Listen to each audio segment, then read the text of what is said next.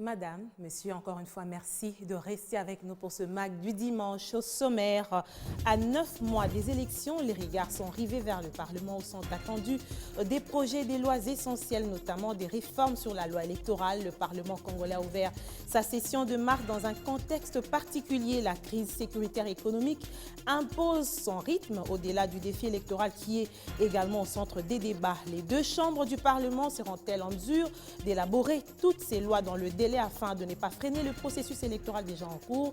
Élément de réponse dans le premier dossier de ce MAC du dimanche.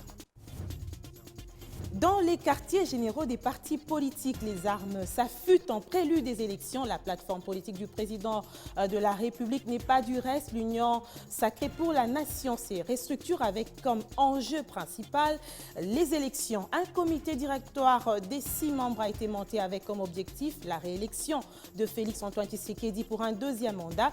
Comment cette structure à plusieurs têtes saura-t-elle faire élire le candidat Félix-Antoine Tshisekedi? Que vaut réellement l'Union sacrée de la nation? Jean-Marie Kassamba va répondre à ces questions au cours de ce MAG du dimanche. Comment l'État pourra-t-il enfin imposer la tarification du prix des transports dans plusieurs arrêts de bus? Les conducteurs fixent les prix au gré des vagues et des humeurs. La nouvelle tarification fixée par les autorités a suscité un tollé auprès des opérateurs de ce secteur. Conséquence, les conducteurs ont séché les voies de circulation. Plusieurs lignes n'ont pas été desservies durant la semaine.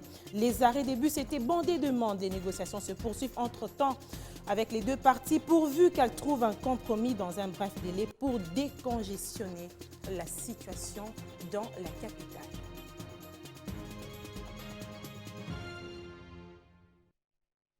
Madame, Messieurs, encore une fois, bienvenue. Je le disais déjà tout à l'heure, je reçois comme invité Jean-Marie Kassamba. Il est président de l'UNPC Kinshasa. Il est patron de Télé 50, journaliste, bref. Bienvenue, Monsieur Jean-Marie Kassamba. Merci. Nous allons nous livrer à cet exercice de commenter ces 3 sujets tout à l'heure, mais d'abord, on va suivre ce premier dossier du jour.